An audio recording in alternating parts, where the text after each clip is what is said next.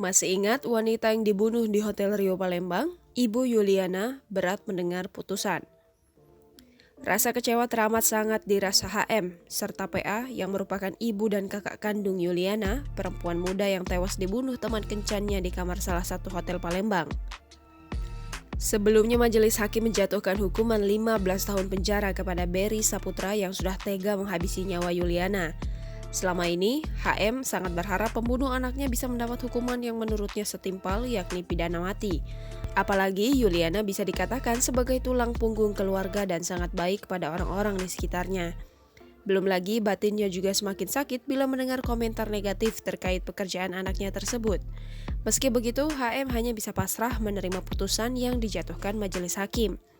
Selanjutnya, ia ingin fokus membesarkan buah hati Yuliana yang kini sudah kehilangan ibu untuk selama-lamanya. Diberitakan sebelumnya, Majelis Hakim Pengadilan Negeri Palembang menjatuhkan vonis 15 tahun penjara terhadap Rio Berry Saputra yang sudah membunuh wanita pesanannya di kamar hotel.